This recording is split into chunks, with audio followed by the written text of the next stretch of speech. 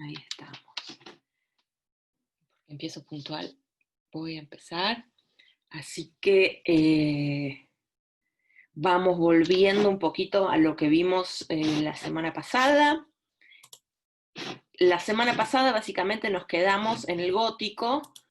Ay, perdón que se tilda esto. Voy a cerrar. Voy a hide floating minute control. Ok. Y vamos al navegador. El chat está acá. La clase pasada estuvimos hablando básicamente de la Edad Media y los estilos arquitectónicos del año 1000 al 1400 más o menos. Hicimos un repaso más específicamente por lo que es París, que es la ciudad en la que vivo ya hace un tiempo largo. Y hoy vamos a seguir trabajando un poquito de Edad Media, aunque ya nos corresponde Renacimiento. Retomando esto que siempre digo sobre el curso, es más bien un curso generalista para reconectar o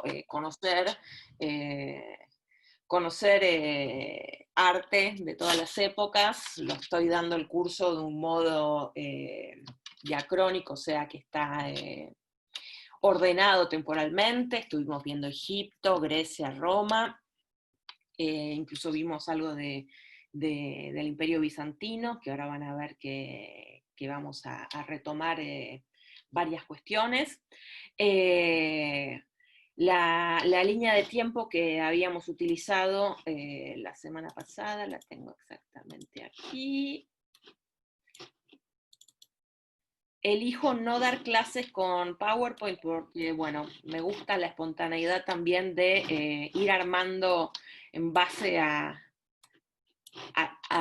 hacer relaciones en vivo entre las ideas. Voy sacando de la galera las imágenes, pero el tema también es ese, que estamos en una clase de 1 hora y media y para una historia del arte general obviamente hay un millón de cosas que me tengo que saltear y se va dando eso más en la fluidez de la explicación. Teníamos nuestra línea de tiempo de la Edad Media, que llegaba hasta el año 1200. En realidad, para lo que es el gótico, lo vimos solamente en París, pero bueno, lo que me interesa ahora es pasar al Renacimiento, así en un salto enorme en términos de años. Me interesa hablar un poquito de, primero, qué es el Renacimiento, qué es lo que renace, y ver un poco lo que se llama el primitivo Renacimiento. Para empezar, quería mostrarles una iglesia en Florencia, en que ahora vamos a ver en detalle, pero en términos de contexto histórico me parece importante pensar en esto, de el Renacimiento, qué significa.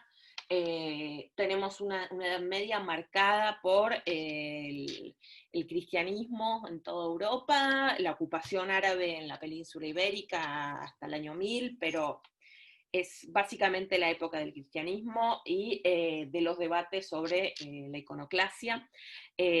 Así que el lugar donde se va a desarrollar el arte va a ser dentro de la iglesia, y va a ser un arte anónimo, no va a haber un arte autónomo como va a haber después, con artistas, con creación propia, podríamos decir. En la Edad Media, en todo caso, hay creación propia, pero está escondida, está anonimizada y forma parte de una obra colectiva que es, por ejemplo, una catedral. Entonces, en lo que es el Renacimiento, particularmente en Italia, va a empezar a desarrollarse un arte que se separa un poco de esta religiosidad tan no digo que sea menos religioso, pero sí se va separando de los dictados, ¿no? De aquello que dicen los obispos, los religiosos, el Papa. Se va separando plásticamente de esta cuestión de no representar el cuerpo tal como es y tiene que ver mucho con el crecimiento de las ciudades, ¿no? Eso va a ser el cambio básico, ¿no? Es que de repente la gente dice, ay, bueno, quizás no vamos a obedecer al Papa, porque si lo siguen obedeciendo fuertemente, no quiero decir eso, sino que el sistema feudal se va a ir desmenuzando, ¿no? De a poquito con el crecimiento del comercio marítimo principalmente y el desarrollo de las ciudades. Eh, los, eh, los señores feudales empiezan a formar parte de cortes de reyes, hay toda una casta de nobles en que empieza a tener poder y hay un montón de comerciantes y artesanos, esto sería la burguesía, que se empieza a desarrollar en ciudades que tienen en general un acceso marítimo fácil para poder comerciar, ¿no? Entonces, en Italia vamos a tener básicamente Verona, perdón, Venecia y Génova. Y también vamos a tener Siena y Florencia como centros del desarrollo artístico principalmente. A ver si entrando gente, déjenme ver, quiero saber cuántos somos. Ok, ahí está, entró Luciana o Luciana. Entonces, bueno, más allá de este desarrollo, me interesa ver qué continuidad y discontinuidad hay en el arte. La clase pasada estuvimos viendo el gótico y por eso me interesó empezar con lo que es la Basílica de Santa Croce de Florencia, porque es una iglesia que, tenía la fachada acá, tiene una fachada un poco, digamos, inesperada, pero es una iglesia netamente gótica. Les quería mostrar, esto lo acabo de descubrir en Google, que hay la función 3D, así que para la próxima clase lo voy a explorar un poco más, pero ven que es una planta de iglesia en forma de cruz, con su cabecera y sus capillas. Es una iglesia de estructura gótica. Pero es muy común que, como la construcción demora mucho tiempo y en muchos conflictos en medio, por supuesto, la fachada se termine a lo último. Esta foto se puso sola de noche, mira qué interesante. Es una fachada que recién se terminó en el siglo XIX, pero que es del estilo del Renacimiento florentino, con placas de mármol, una decoración mucho más depurada que lo que veíamos antes. Vamos a tratar, mira qué lindo, perdón, pero no me esperaba que me pusiera Google Street View una foto de noche. A ver si me voy para atrás, creo que me puedo ver la plaza de día. Inesperado, la piazza de Santa Croce. En fin, para mostrarles un ejemplo de cómo quedaban las iglesias en la época, tenemos la iglesia de Santa María del Carmine, por ejemplo, que quedó con su fachada inconclusa. La iglesia de San Lorenzo también tiene una fachada de este estilo. Santa María del Carmine también es gótica. Entonces es en Florencia donde empieza a haber un desarrollo cada vez mayor de artistas. No existe como un arte gótico. El arte gótico, la definición etimológica sería el arte de los pueblos godos. Y los godos son aquellos que vienen del norte, ¿no? Los alemanes, los vikingos, esos son los pueblos del norte. En Italia tenemos un desarrollo artístico importante en el siglo XIII, pero va a transformarse en una capital artística propiamente dicha en lo que es el 480, ¿no? Eso sería como el periodo culmine del Renacimiento. De todos modos, para no saltar de una época a la otra, vamos a ir a esta galería que armé en Google Arts and Culture. Después les voy a pasar el link para que lo puedan volver a ver. Pero lo interesante es ver cómo en el año 1200 en Florencia tenemos estos pintores que trabajan con el icono aún, pero que incorporan distintas innovaciones de a poco a la figura, ¿no? Este es una pala de altar con la Virgen María y el Niño, que fíjense, está sentada en un trono que tiene un esbozo mínimo de tridimensionalidad. Esto para el año 1280 es una gran innovación. Fíjense el uso del dorado, que es omnipresente desde la temprana Edad Media, que se usa mucho en el arte del Imperio Romano de Oriente. Habíamos visto mosaicos la clase pasada, habíamos visto también íconos incluso de Europa del Este. Acá siguen con este dorado, que es también una manera de resaltar al sujeto de la composición, en este caso la Virgen María. Entonces el dorado también es un modo de remarcar lo precioso de este ícono, porque es aún un ícono. Ven que la figura sigue siendo plana, sin embargo empieza a tener más movimiento, las figuras acusan recibo del marco también, ¿no? Fíjense cómo están posicionados los pies de estos ángeles, como que se están apoyando sobre el marco mismo, así que hay una cierta profundidad que se está desarrollando.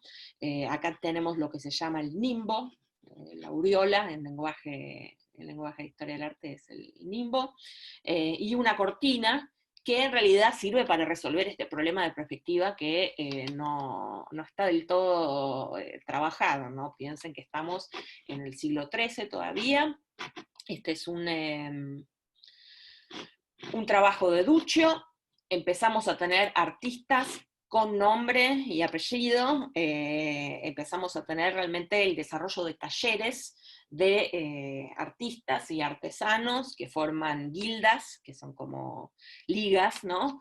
Talleres literalmente de trabajo, y estos grandes maestros van a enseñar, van a tener, bueno, sus alumnos obviamente.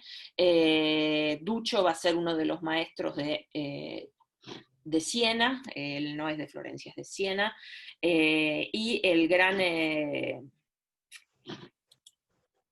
maestro florentino va a ser Giotto, que ven cómo va trabajando el mismo tema, pero ya con una visión diferente del espacio. Acá tenemos, aunque estén tapados, aunque los nimbos puedan generar cierta confusión, vemos que hay una superposición de las figuras que da profundidad, también hay un trabajo en la expresión humana mucho más detallado. El trono mismo de María es definitivamente tridimensional. El dorado se conserva, esto también es una convención de la época. Fíjense acá abajo esta ilusión óptica que intenta Giotto, hacer como este escalón, este pedimento de mármol. Eso también es un efecto perspéctico, esto que se llama el trompe-l'œil, el trampantojo, donde empiezan a experimentar también con elementos decorativos y de sombreado y también elementos geométricos para dar una ilusión de tridimensionalidad. Esta es ¿cómo se llama? Perdón. La Madonna Ognissanti, estamos en 1306. Yo no sé si alguien miró al menos el material que mandé por WhatsApp, la vida de Giotto. Es un pintor, digamos, legendario, ¿no? Es ensalzado por todos los historiadores del arte como aquel que dio el paso, ¿no? Entre el arte medieval y el arte moderno. Perdonen, pero quiero ver el chat. Hay ahí una preguntita. ¿Hay alguna pintura de la fachada anterior? Me pregunta Miriam. Miriam, me parece que me estás hablando de Santa Croce. El tema es que no tenía fachada antes. era como la que te mostré, que es Santa María del Carmine. A ver, ¿cómo hago para esconder esto? La tengo por aquí. Perdón, no, esta no era. Acá tenemos Santa Croce. Puedo acercarme. Pero la fachada era más o menos como esto. Lamentablemente Zoom no me avisa cuando tengo un chat, ¿ves? Porque es como que tengo que poner los controles, pero bueno, lo voy a dejar. Perfecto. Sí, esto entonces lo voy a tener que mover. Disculpen. Lo muevo acá abajo porque si no, no veo lo que estoy haciendo. Entonces, volviendo a esta cuestión del desarrollo de la imagen, tomé algunos ejemplos para que podamos ver un poquito la evolución de esta imagen sobre dorado. Esto es una miniatura, ¿no? Una pintura en un libro de los evangelios, que ven también cómo tiene el fondo dorado, la representación de los peces muy rudimentaria, casi como en Antiguo Egipto cuando ponían los peces planos.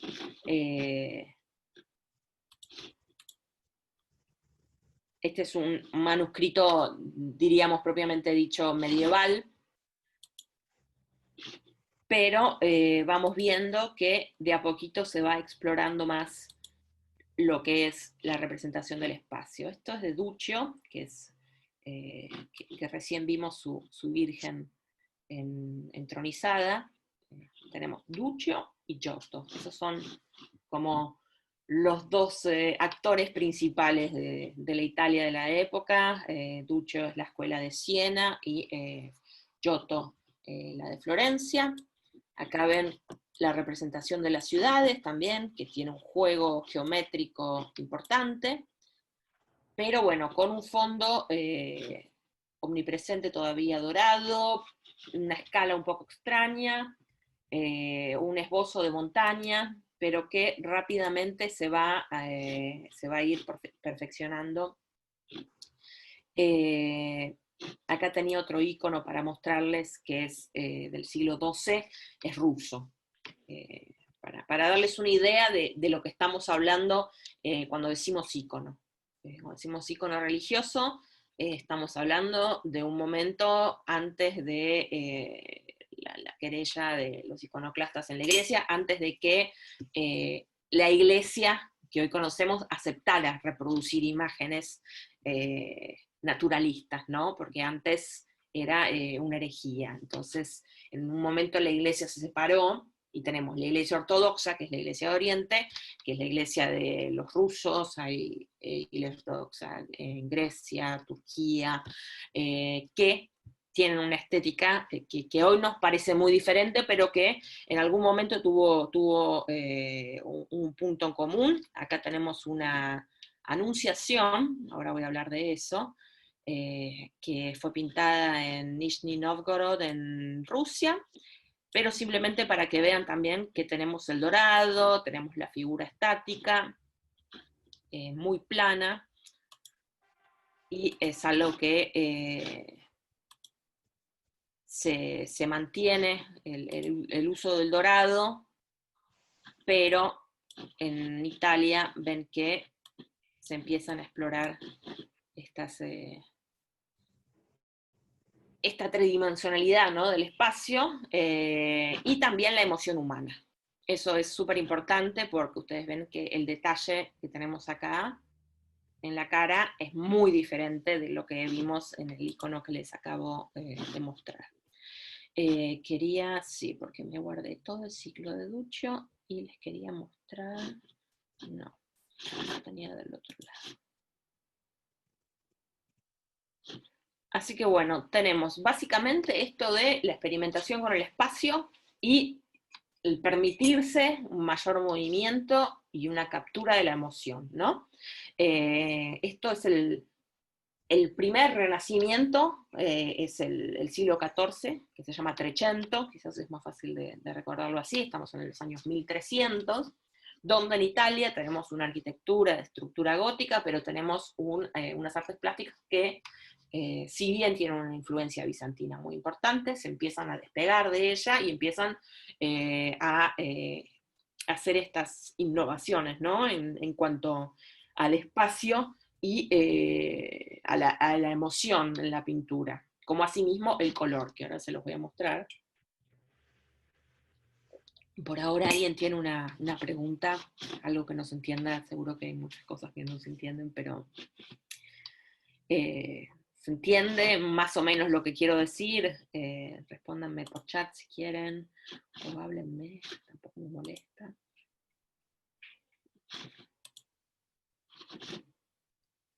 Bueno. No hay comentarios por lo que veo. Entonces, estamos en esta Italia donde se empiezan a hacer estos experimentos, podría decirse incluso, sí, con la perspectiva. La perspectiva va a ser algo que va a ser teorizado por Filippo Brunelleschi, un arquitecto. No olvidemos que los artistas en Italia son principalmente primero dibujantes, que también son pintores, y también son arquitectos, y muchas veces escultores. Por eso cuando se dice hombre del Renacimiento, hablamos de alguien que hace muchas cosas, ¿no? Porque si bien en el medioevo tenemos artesanos que pueden ser muy hábiles, en el pre-renacimiento, en el Renacimiento, tenemos una figura de un artista que no solo es alguien que es muy hábil en lo que hace, sino que tiene una formación, tiene una educación que en general lo forma en las bellas artes, ¿no? La tríada de las bellas artes.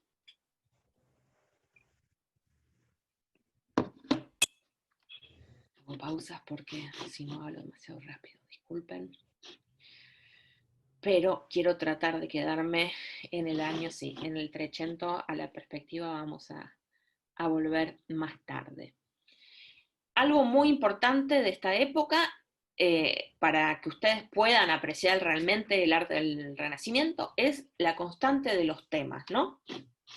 Si tenemos lo que es la Madonna, que es la Virgen entronizada, la Virgen con el niño, no la Virgen sola. Si bien tenemos muchas Madonas, después, simultáneamente vamos a tener una iconografía bíblica con episodios de la Biblia que van a estar muy claramente explicados y pintados en las paredes de las catedrales.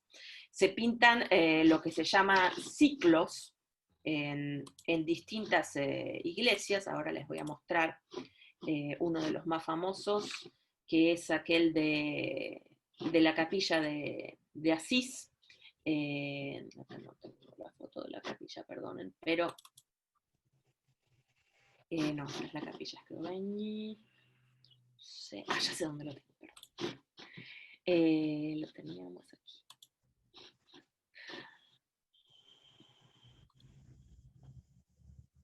Ahí teníamos la leyenda de San Francisco. Esto es un ejemplo de lo que son los ciclos pictóricos que hay en tantas iglesias, especialmente en Italia, que muestran la vida de los santos. Los temas principales son estos, los ciclos, en el sentido de que son varios episodios de temas bíblicos, principalmente la vida de Jesús, la pasión de Jesucristo, la vida de los santos, la vida de la Virgen María. Esos van a ser los temas principales que vamos a ver en las iglesias de la época. Como también tenemos toda una clase burguesa, ¿no? Estos comerciantes, artesanos, todas estas personas de la ciudad que empiezan a enriquecerse gracias al comercio y al colapso del sistema feudal, ¿no? Obviamente. Tenemos también muchas comandas, ¿no? Muchos patrones y mecenas del arte que encargan capillas en las iglesias, porque en la época todavía, bueno, no todavía, pero las personas importantes se hacen enterrar en las iglesias.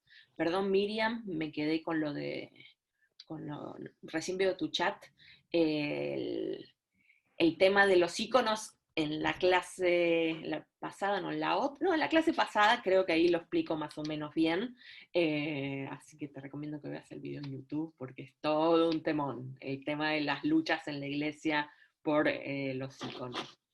Pero bueno, volviendo a los temas que tenemos en el arte del Renacimiento, es interesante porque por más que sean en apariencia escenas complejas, en general forman parte de historias simples que son conocidas por todos, ¿no?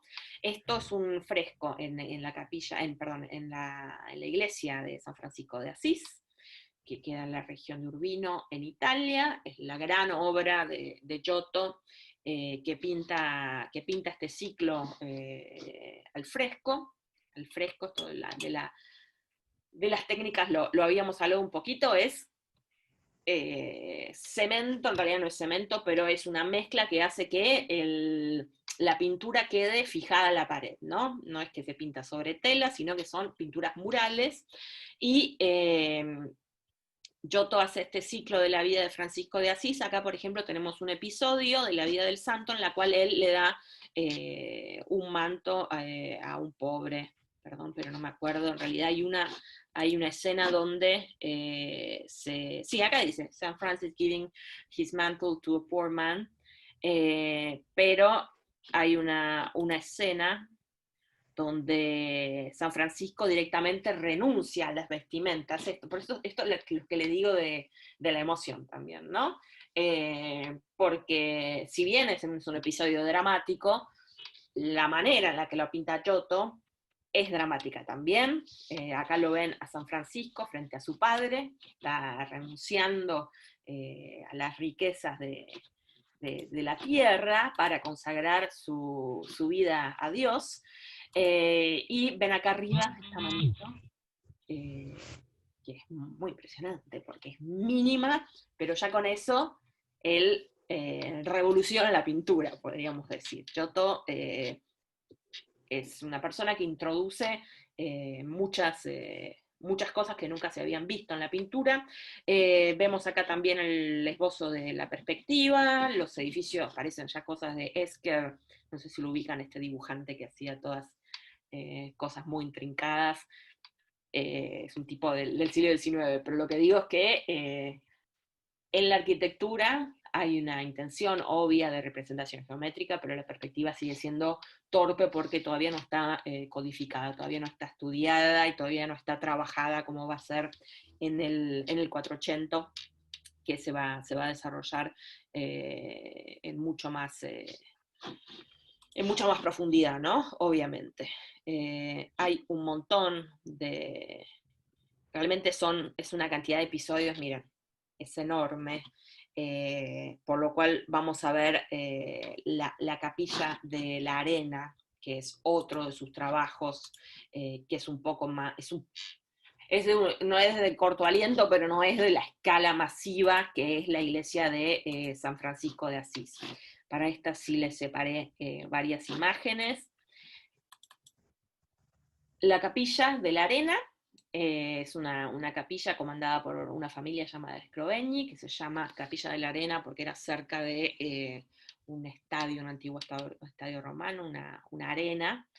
Bueno, como ya dije, estas son capillas encargadas por personalidades prominentes, burgueses, comerciantes, que hacen esto también como ofrenda, y bueno, estamos en un periodo profundamente religioso donde realmente hacerte enterrar en la iglesia o hacer una capilla o hacer algo que realmente signifique algo, no solo te ganas el cielo, sino que también es una cuestión social de mostrar, bueno, el mausoleo de este señor es impresionante, o quién es el más piadoso, quién es el más religioso, ¿no? Estamos en una época de una religiosidad profunda, y esta gente que tiene dinero empieza a contratar distintos pintores para que pinten las capillas. La Capilla de la Arena es un edificio muy simple, pequeño, que queda en Padua, pero tiene unas pinturas que son increíbles. A ver si puedo hacer un zoom aquí, sí. Este es un tema que las que asistieron a mis clases anteriores quizás reconocen. ¿Alguien puede arriesgar? ¿Alguien se anima a decir por chat qué es esto, por favor? Yo sé que ustedes saben. A ver. Juicio final, ahí en mayúsculas. Muy bien.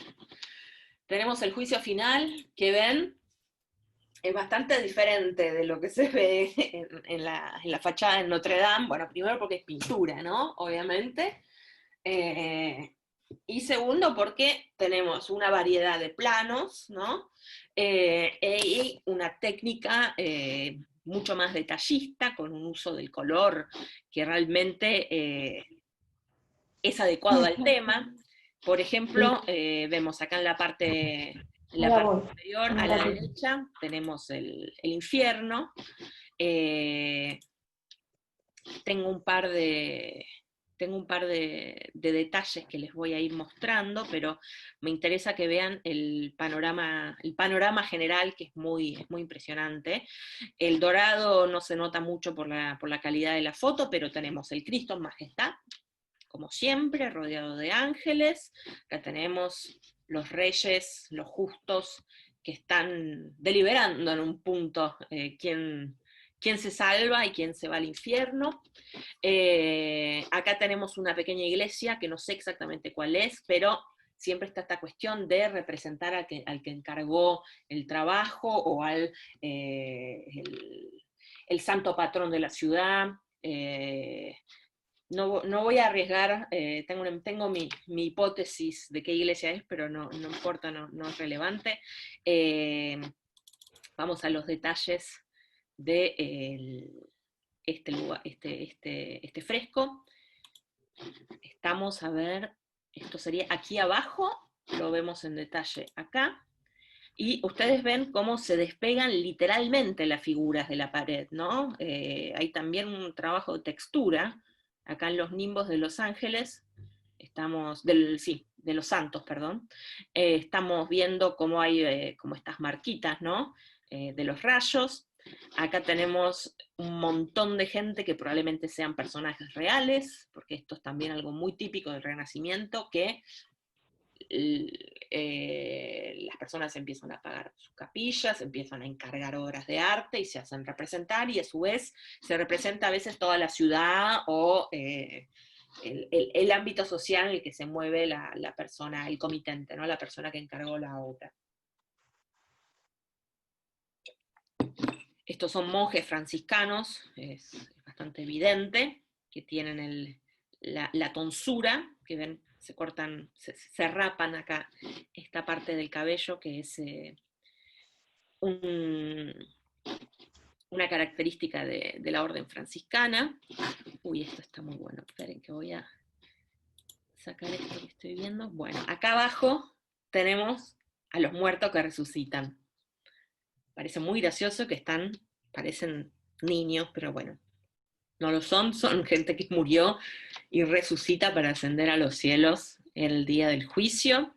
Ven también que los mismos ataúdes ya tienen esta perspectiva primitiva, tridimensional. Hay un uso interesante del color para dar tridimensión. Ven acá el sombreado en lo que es esta colina donde se tiene el Dios Padre con sus ángeles. Volviendo al otro lado de acá. Esto creo que... bueno, este es un detalle del infierno. Ustedes ven cómo está cayendo esta gente tomada por los demonios. Es una escena que ustedes van a ver repetirse mucho en obras de gente como el Bosco, por ejemplo. El tema de la caída a los infiernos. El uso del color también es muy, muy acertado, y hay un desarrollo de un estudio de la figura humana, incipiente, ¿no? Obviamente, pero mediante el sombreado, se va dando una idea del verdadero volumen de la figura humana, porque antes tenemos esto de cubrir, ¿no? Siempre el personaje completamente, entonces, bueno, ya nos olvidamos del tema. Acá están los justos y los santos que acompañan también a Jesucristo en el día del juicio final, todos con su nimbo y completamente individualizados. Ustedes ven que si bien hay gente que se parece entre sí, tienen todos una expresión particular. A ver qué otra imagen les traje de la capilla Scrovegni. La capilla Scrovegni tiene, después de esta gran escena del juicio final, que es en lo que sería la entrada, ¿no? Tenemos la fachada y del lado interno tenemos pintada el juicio final. Tenemos en los lados una serie de unos ciclos justamente de imágenes. Disculpen que Upper Church, perdón, pero lo tenía recién. Acá lo tenemos todo separado, porque les quería mostrar una imagen de conjunto. Ahora se los muestro. Capella Scrovegni.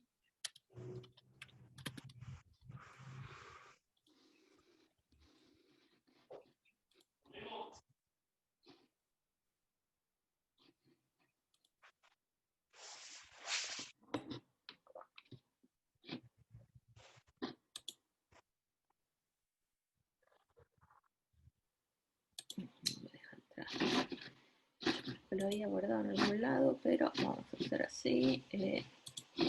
La buscamos en grande.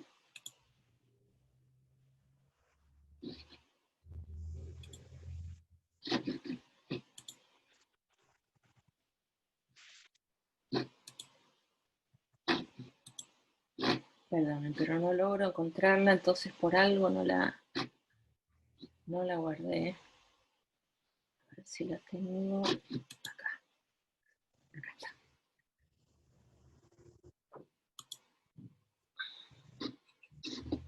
Un momentito, por favor, que se me está ralentizando todo.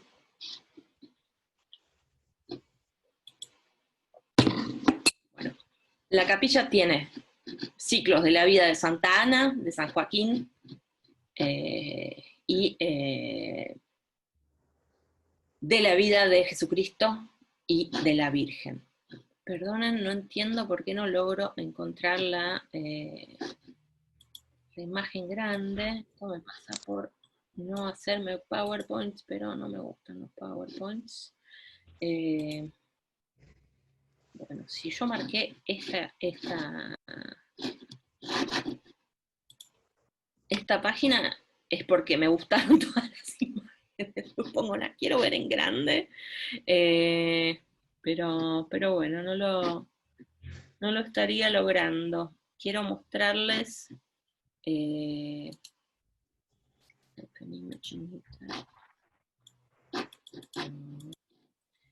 tengan paciencia. Mientras tanto, si tienen preguntas, son bienvenidas. Bueno, esta es más o menos grande. Acá ven cómo está estructurada la capilla. Esta es la puerta de entrada. Aquí abajo tenemos unos paneles que parecen de mármol, que en realidad son una ilusión pintada por Giotto. Saludos, Miriam, que se tuvo que ir a trabajar. Estoy mirando el chat.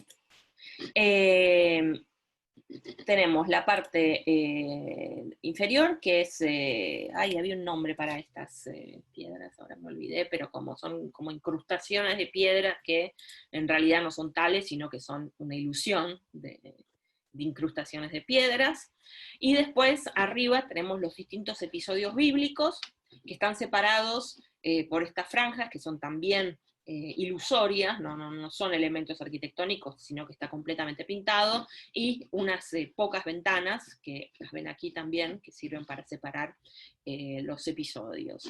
La parte superior conserva el cielo azul, que esto es algo que vimos en ya varios casos, como por ejemplo la Sainte-Chapelle, es algo primitivo, podríamos decir. La decoración en azul de las bóvedas es algo que viene de la tradición bizantina. Y regresando a las partes específicas de esta capilla, les quería mostrar justamente algunos episodios. Este es el episodio en el que Jesucristo expulsa a los comerciantes, no ni sé cómo se dice en castellano, a ver si alguien sabe, del templo. Fíjense que tenemos en la parte de atrás un elemento arquitectónico, con sus columnas, incluso las columnas tienen falso mármol. Los mercaderes, gracias Andrea, perdón. Jesucristo siempre fue humano, digamos, ¿no? Fátima, pero sí se va, toda la figura humana, no solo la de Jesucristo, se va acercando al natural, se va acercando a una imagen más naturalista, más fiel, entre comillas, de lo que es la figura humana, porque antes teníamos un Jesucristo que era plano, que no tenía ningún tipo de volumen, en los iconos se ve muy bien, no sé, un Cristo con las costillas representadas como rayitas. En cambio acá tenemos una persona, ¿no? Con un volumen corporal, un movimiento, una emoción. Fíjense, esta es una escena, la verdad, donde se transmite muy bien el enojo de Cristo. Y bueno, esta cuestión de representar la sorpresa, representar el enojo, es también una cosa que antes no existía. Entonces forma parte de aquellas cosas que Giotto va a introducir en la pintura también. Voy a ver si les muestro alguno más de esta misma capilla. A veces tengo tantas... era por esto que guardé esta página. Tengo tanto material que no puedo elegir sobre qué hacer un PowerPoint.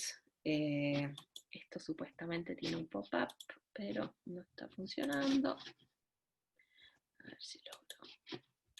No, es muy chiquitito. No me gusta tan chiquito. Lo voy a cerrar. ¿Dónde lo puse?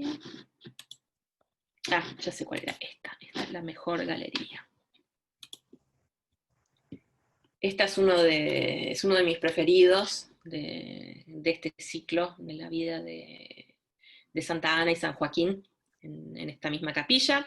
Es el beso en la puerta del templo. Yo no tuve educación católica, no tengo realmente ningún conocimiento de la Biblia, más allá de lo que estudié justamente con la historia del arte, pero bueno, este es el momento donde se da supuestamente la Inmaculada Concepción de María en la puerta del templo. San Joaquín y Santa Ana se encuentran. San Joaquín era estéril, no podían tener hijos, se dan este beso, y de ahí van a ser María. Como ven, las vidas que se relatan en esta capilla tienen relación entre sí. Está acá, es parte del mismo panel, el encuentro en la Puerta Dorada. Sí, quiero ver si se ve el panel entero, porque sigue siendo un detalle. Ahí está, ahí tienen el panel entero. Ven cómo tenemos de nuevo este contexto tridimensional, si bien hay un fondo plano. La curva también del puente da esta ilusión de profundidad. Y de nuevo, un retrato no solamente físico, sino emocional, que eso es lo que interesa de Giotto. A ver si hay alguna otra más que me guste. Ah, están todas separadas. Está la vida de Joaquín. Vamos a la vida de Cristo. Tenemos una natividad. Que ven, los colores están desgastados porque está pintada al fresco, así que también la humedad hace que se vayan despegando los pigmentos. Esto es interesante porque supongo que la Virgen tenía un manto azul, que es también un indicador de su sacralidad, su pureza, siempre la vemos con un manto azul, ¿no? Pero el pigmento azul es el más caro de todos, así que supongo que se lo salvaba un poco, y parece que en este caso se hizo primero la imagen de María y después se puso el manto con el pigmento específico para darle el color azul. La adoración de los magos también me parece muy bonita. Fíjense, acá le besan los pies al niño. Bueno, recién ahora veo estos camellos sonrientes, no me acordaba, la estrella de Belén, en fin. Bueno, no me voy a detener tanto sobre esto por más que me guste, porque lo que quería decirles básicamente es que los temas van a ser todos muy similares, este tipo de ciclos los van a pintar distintos pintores, algunos más famosos que otros, y después vamos a tener, y esto sí es importante, algunos temas que son muy, muy reproducidos en no solo el arte del Renacimiento, sino más adelante, pero en el arte del Renacimiento lo vamos a ver no solo en estos ciclos de vidas de santos, sino como cuadros por cuenta propia, ¿no? A ver, les voy a mostrar la Anunciación, que en el caso de Giotto, él usa varios paneles para mostrarla, porque la va a hacer en el... Sí, tendría que encontrar. Ahí hay alguien, no sé si hay alguien que se metió para molestar o... bueno, yo no miro quiénes están, quiénes no están. Quería encontrar una vista en perspectiva. Sí, entonces estamos del otro lado de la capilla, donde Dios le está diciendo al arcángel Gabriel que le informe a María que ella va a ser la madre de Jesús. Aquí abajo tenemos estos elementos arquitectónicos, estos balconcitos, que van a albergar las figuras del arcángel, lo tenemos acá, y del otro lado, la Virgen. ¿Se entiende más o menos lo que quiero decir? Díganme por el chat. Lo que quiero decir es que la Anunciación es un tema que va a ser muy, muy, muy común en el arte del Renacimiento, y se van a hacer cuadros dedicados exclusivamente a ella, como por ejemplo esta Anunciación que tenemos de Botticelli.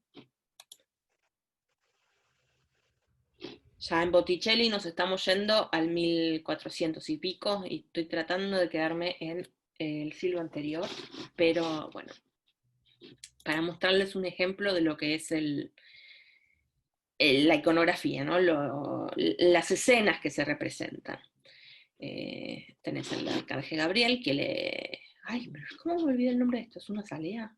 Perdón. ¿Qué flor es? Chicas, alguien que me responda en el chat. No puedo creer que me olvide de esto. Lirio. Ay, bueno. Aguardo sus chats. Lirio, gracias, Débora. Al final me lo acordaba. Con la Virgen, que muy plácidamente recibe el anuncio, aunque muchas anunciaciones muestran más bien una Virgen María que se asusta. A ver si lo tengo por aquí. ¿Dónde?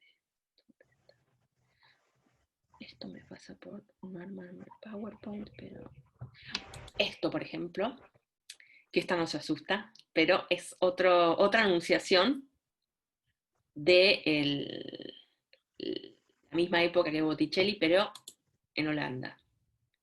Mírense, fíjense la sutileza de esta anunciación. Esto forma parte de un retablo que se cierra, que está en la ciudad de Gante, en Bélgica.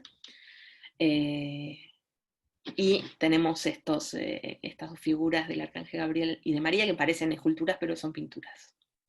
Fíjense incluso que María acá tiene este reflejo tras de ella, como si fuera una estatuilla que se refleja en un panel de madera pintado de negro, lo mismo con el Arcángel Gabriel. Esta pintura es de Jan van Eyck. Les tendría que dedicar una clase entera a Van Eyck, pero es el maestro, junto con el Bosco, del arte holandés. Perdonen, pero estaba buscando otra anunciación y lamentablemente me parece que solo guardé la de Botticelli. Sí, eso es.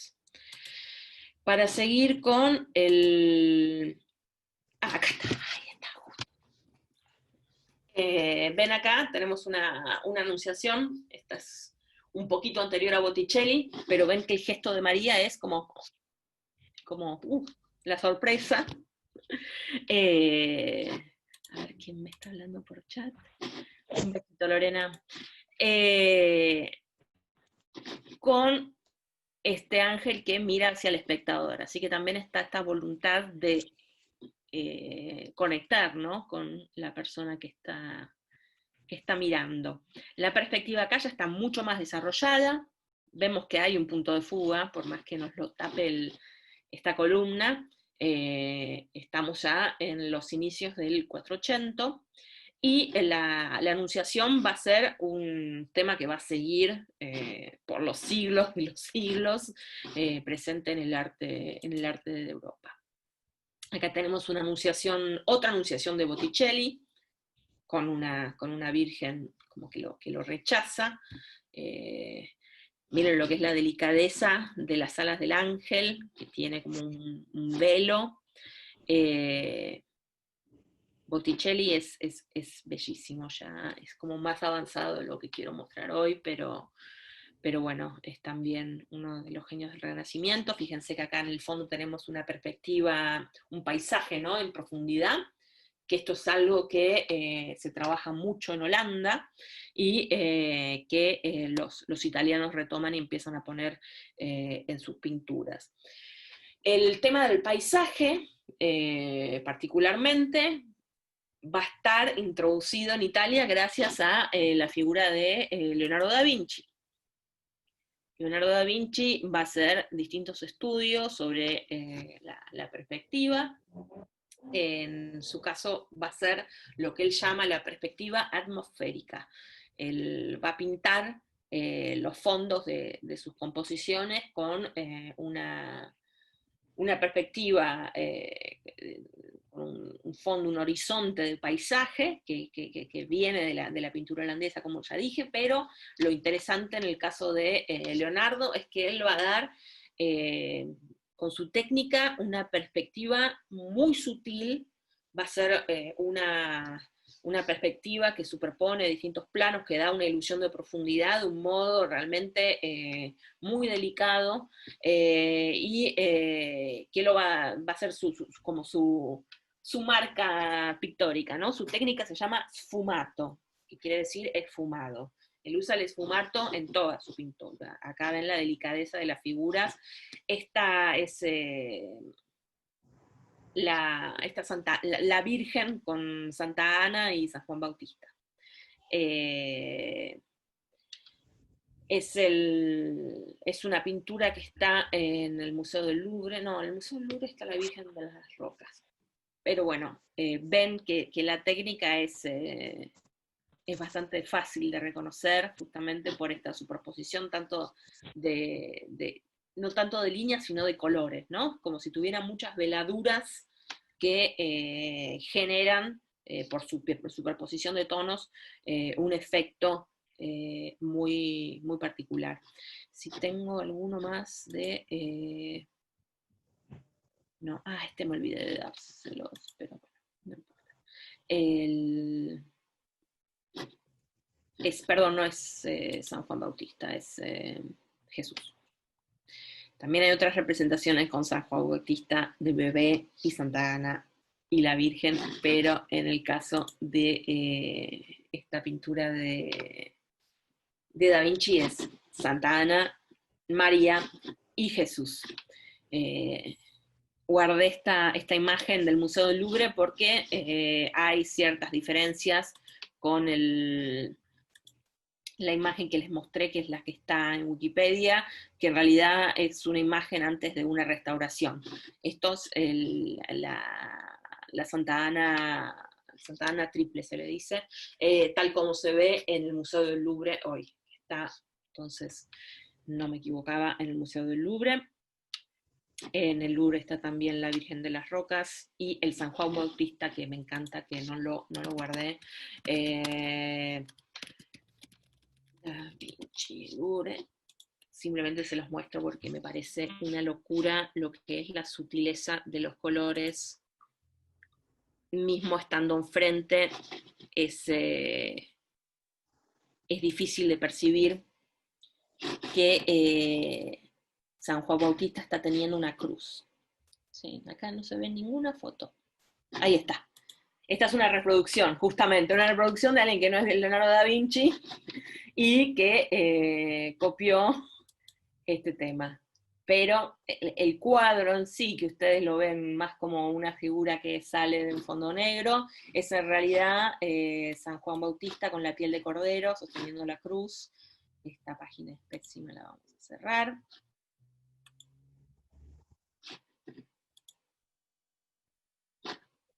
Pero creo que acá sí. Esta es más... se aproxima más a lo que es el verdadero cuadro. Es una de mis preferidas de Leonardo da Vinci. Leonardo da Vinci es el hombre del Renacimiento. Y estamos de nuevo, el hombre del Renacimiento, que no solamente es pintor, escultor, dibujante, arquitecto, sino que es científico, ¿no? Él hace sus investigaciones, va a construir el canal del Navigli en Milán. O sea, va a hacer estudios de hidrometría, podría decir, sí, de hidráulica, es estudios hidráulicos por su propia cuenta, por supuesto, como un buen hombre del Renacimiento, y va a desarrollar un sistema para los canales de Milán, va incluso a pensar creo que en un momento piensa en un artefacto volador, en fin, la imaginación de Da Vinci no tiene límites. Es también una de las grandes figuras del 400, estamos ahí en el Renacimiento propiamente dicho, ¿sí? En el 300 teníamos estos primitivos, no, pero estos primeros, estos precursores como Giotto, vamos a tener en el 400, 1400, Botticelli, Da Vinci, Piero della Francesca, un montón de grandes de la pintura que van a florecer en esta época. Acá está la primavera de Botticelli. Tenemos también una resurgencia de los temas paganos. Creo que ni lo dije, que es lo que renace. Lo que renace justamente es la cultura humanista del antiguo mundo grecolatino, ¿no? Tenemos este momento donde se empiezan a estudiar los filósofos, se empieza a leer poetas de la antigüedad, se empieza a quebrar un poco con el dogma tan rígido del cristianismo que condena, ¿no?, a lo pagano, como que ya estamos tan lejos que, bueno, no importa. querés pintar la primavera, pintás la primavera, no hay ningún problema. Hay también un retorno a lo que es, por ejemplo, la pintura pompeyana, la vimos creo en la segunda clase, tenía estos temas también, ¿no? Estos temas de escenas campestres, sensuales, donde en este caso, creo que no, a veces tenemos también incluso divinidades como Baco, sátiros, Cupido, Eros, que supongo que es aquí arriba, las tres gracias bailando. Esta es otra representación de un mito, que ahora lamentablemente me lo olvidé, pero ustedes ven que hay un cambio importantísimo en la iconografía, o sea, Botticelli puede pintar la Anunciación, puede pintar una Madonna, pero también puede pintar la primavera o el nacimiento de Venus.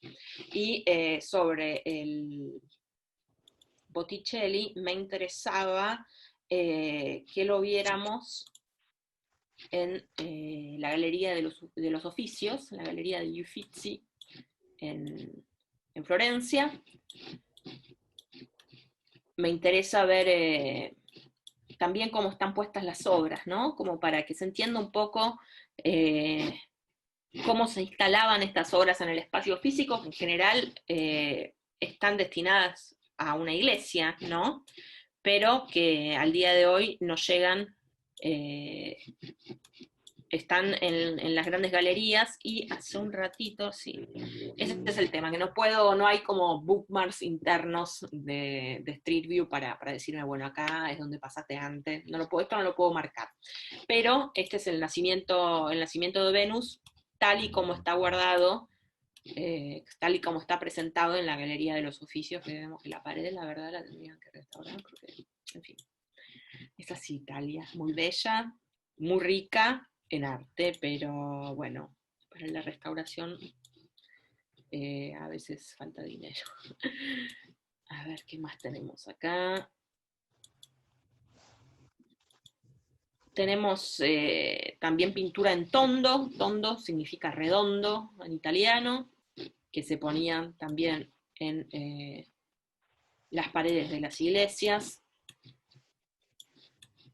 Esto que vemos acá es una para de altar, es como la pieza que se pone en el altar, y que se puede cerrar, ¿no? En este caso es un tríptico, porque tiene 3 paneles, que me parece que es holandés, sí, estoy bastante segura que es un artista flamenco, pero lo que me interesaba era mostrarles que tiene también del lado de atrás una anunciación.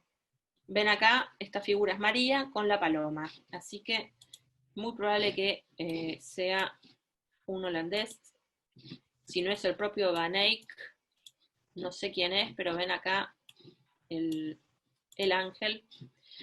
Pero eso es justamente lo interesante de la iconografía, que nos permite reconocer épocas, estilos, artistas. En este caso yo les digo, reconozco que es holandés por los colores. Los colores de acá son súper vivos, las figuras están como más delineadas, están menos, están como muy separadas de el plano mediante la línea, ¿no? Están como muy bien delineadas, y tienen un detalle impresionante. En el caso del arte holandés, incluso, bueno, esto lo decía un profesor en la UBA, se ha podido diagnosticar una enfermedad que tenía un obispo en el ojo. O sea, teníamos una pintura que está en el Louvre, pero bueno, la cuestión es que en esta pintura había un religioso, que era un religioso de la época, y lleva anteojos. Con análisis microscópico se pudo ver que tenía cataratas o algo así, no sé exactamente qué problema tenía en el ojo, pero bueno, Van Eyck es como el rey del TOC, de la pintura. Van Eyck te pone todo, todo, todo, todo, todo. Y esto es en Holanda, se dice pintura flamenca porque estamos en Flandes. Flandes es una región en realidad que queda entre Holanda y Bélgica, Así que es por eso que hablamos de flamencos. En realidad esto no es arte holandés, es flamenco, pero los holandeses hoy lo reivindican a Van Eyck como el holandés, ¿no? Cada país lo quiere para sí. Acá tenemos una obra de Van der Weyden, no sé cómo se dirá. Esto es 1435, sí.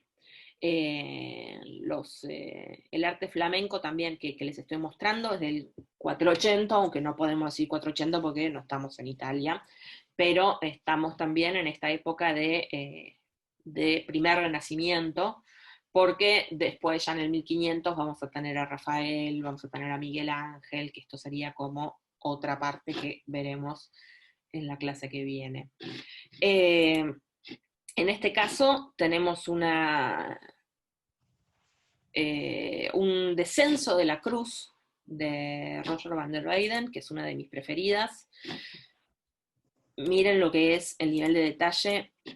Acá tenemos este señor que está llorando. ¿Le ve la lágrima?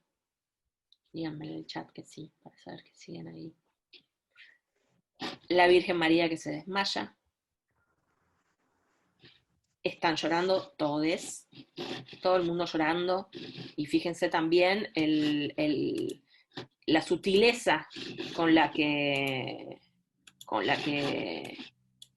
Van der Weyden pinta estas caras. Esta es una de mis obras preferidas. En la Catedral de Anvers, en Bélgica, hay un descenso de la cruz también de Van der Weyden, que no es este, pero que también ves esa cuestión de las caras que están rojas, ¿no? Porque no es que él pinta la lágrima, sino que pinta el gesto y ya con el solo color de la piel te das la idea de que esta persona está llorando. Por supuesto, la Virgen María palidísima, porque bueno, el hijo acaba de ser crucificado.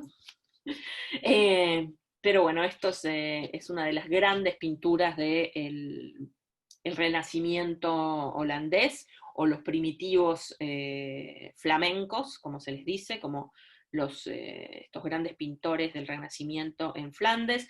Hay un detalle impresionante que se le da a la representación de las telas. Fíjense acá arriba, tenemos esta persona que está vestida con un terciopelo, me parece.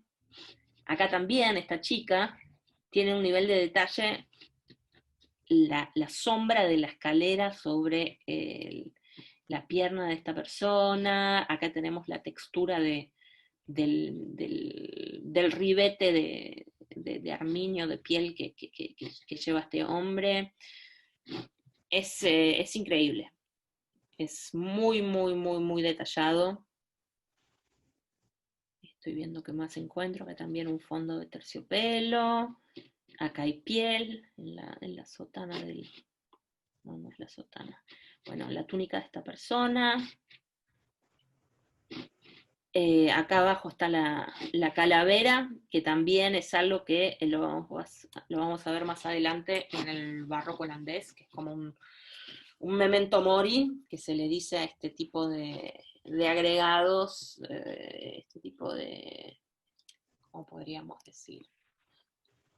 Como pequeños detallitos que tienen alguna referencia oculta. Esto sería una referencia al recuerda que tú también morirás, en fin. Debe haber un análisis de esta pintura mucho más complejo del que yo estoy haciendo ahora, pero para que se dé una idea simplemente de que todo elemento en una pintura tiene algún significado, especialmente en la época que nos compete. Perdón, pero me estoy perdiendo en lo que es la tela de este vestido. Realmente sentís como si lo tuvieras enfrente, como si fuera real. Una representación muy detallista también de la vegetación. Perdón, pero me muero. Miren lo que son las venas del pie. No se puede creer. En fin. Y de todos modos el fondo es dorado, ¿no? Porque respetamos estas tradiciones, así que tenemos un fondo dorado. ¿Alguien tiene alguna pregunta, algún comentario, alguna duda? Yo voy cerrando de a poquito lo que ya mostré. Esta la vimos de Santa Croce. Les doy un momento para que piensen.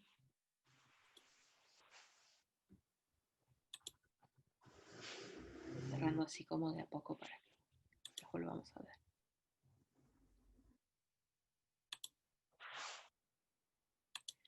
¿Alguien? ¿Dudas, comentarios?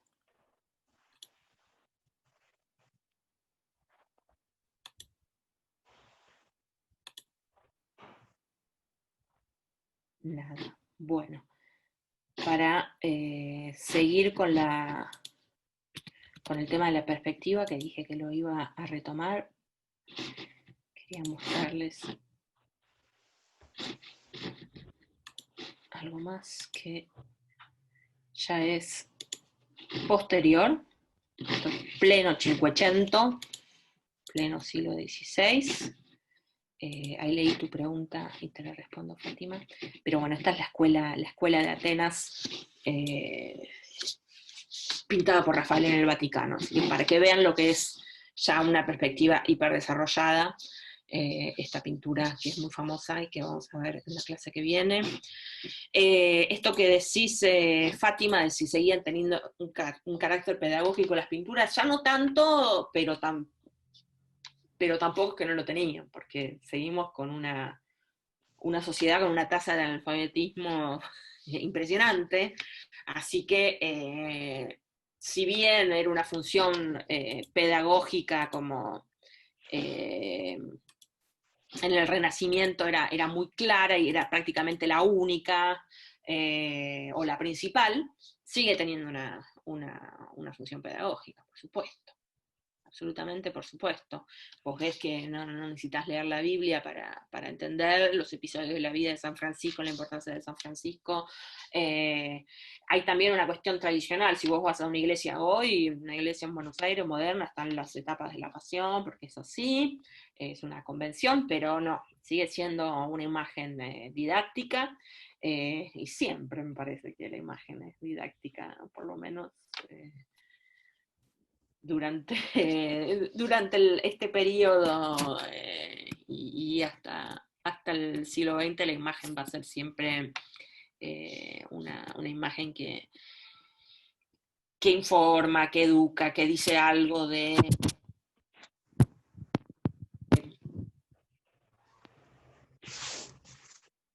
la escuela de Atenas es, por supuesto, un tema más fantasioso, pero si estamos hablando de las pinturas de las iglesias, por supuesto que tienen una función pedagógica. Este juicio final que veíamos ahí en la Capilla Scrovegni, todos los ciclos de la vida de Jesús, de la Virgen, son de un estilo pedagógico, aunque la diferencia es justamente que hay un interés detrás de todo esto que es también demostrar que el comitente tiene poder, que el comitente es piadoso, que el comitente puede encargar este tipo de obras impresionantes, que son una ofrenda a Dios, pero también son un modo de mostrarte socialmente. Así que antes de terminar, les quería mostrar esto.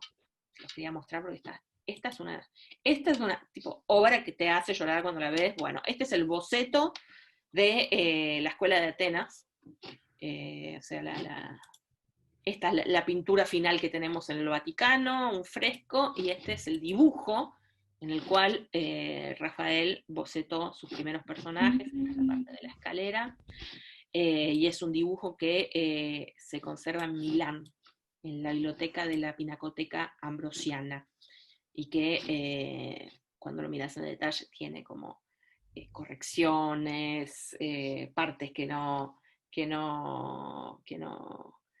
al final no se hicieron, ¿no? En la pintura definitiva, pero me encantó ver la mano de Rafael en este cartón, se dice cartón. Eh, Supongo que, no sé si habrá trabajado con asistentes en este cartón. En el fresco, obviamente que sí, ¿no? Tenemos grandes talleres. Este probablemente sea él incluso. A ver si lo tenemos. Sí, me parece que es el rubiecito. pero se lo tengo que chequear. No me tomen la pie de la letra, chicas, yo soy historiadora del arte, pero estamos como viendo acá un pantallazo nivel divulgación. Yo no soy investigadora del Renacimiento ni nada parecido, pero bueno, la verdad que les quiero transmitir justamente este interés por cosas que pueden parecer muy crípticas, pero después cuando conoces un poco cómo funcionan estos sistemas de representación, las podés ir decodificando, ¿no? Así que, para terminar, damos una vueltita por Florencia. ¿Cómo era esto así? Estamos en la Plaza del Duomo. Ahora Google agregó como iconito cada vez tenés un negocio, etcétera, etcétera. En fin. La Plaza del Duomo. El Duomo es la catedral de Santa María del Fiore. En realidad, Duomo quiere decir catedral y todas las ciudades italianas tienen un Duomo, es una iglesia principal.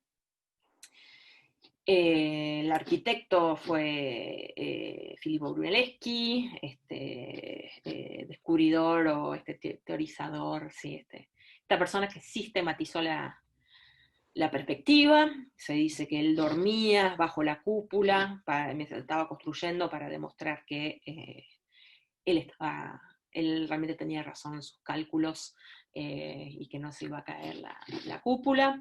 Vemos que el estilo de la fachada también es muy parecido al de Santa Croce, que es un estilo tardo gótico, que tiene rosetones, tiene estos frontones en pináculo, pero obviamente nada que ver con el gótico que habíamos visto en Francia.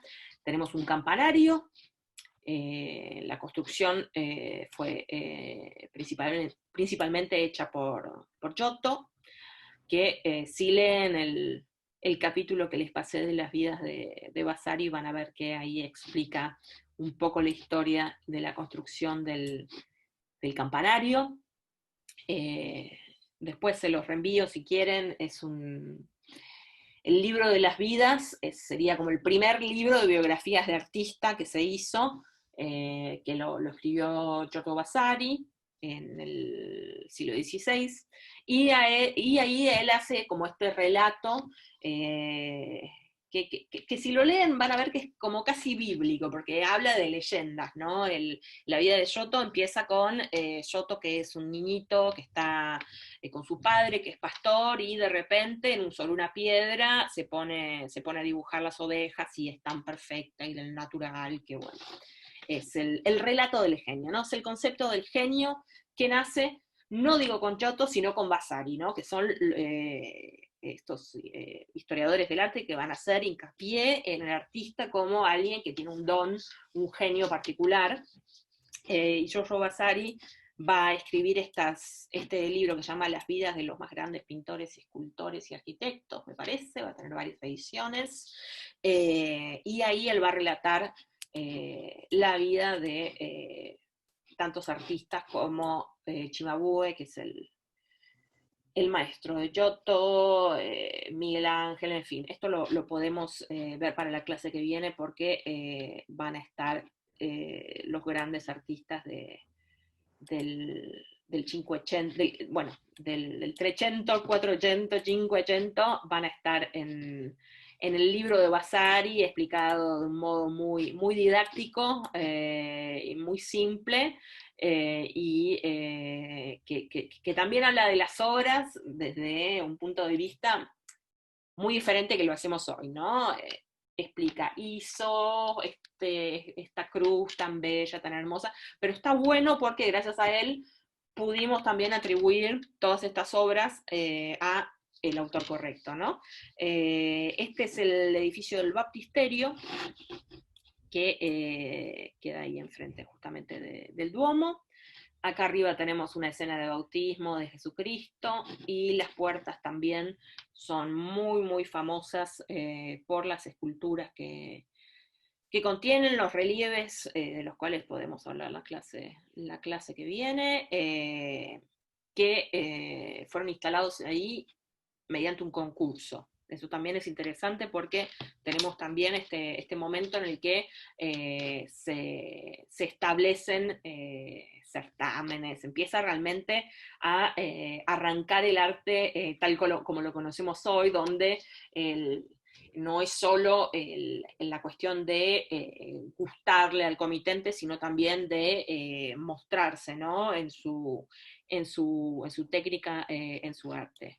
Y por último, acá tenemos un montón de personas que no extrañamos para nada, porque la verdad que me parece que el turismo es a veces muy salvaje, y cuando estuve en Florencia me abrumó no solo la belleza del todo, sino las filas impresionantes, y bueno, se los muestro para que no extrañen el mundo del ayer, que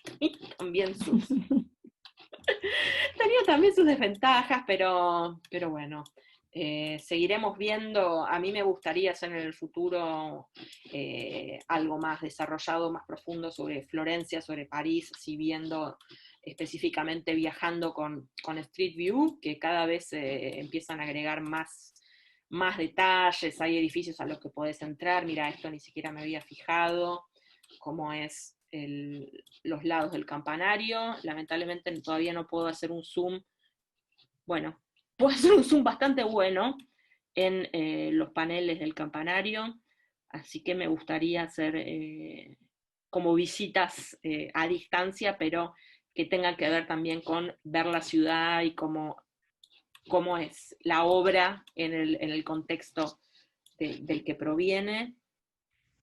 Esta parte en mí me la acordaba. Y acá tenemos la cúpula, que es realmente impresionante, de Santa María del Fiore. Así que bueno, las voy a ir dejando. Si tienen preguntas, tienen comentarios, devoluciones, reclamos, aprovechen que tenemos todavía 5 minutos, en los cuales me quedo como embobada mirando estas cositas. A ver si alguien me dijo algo.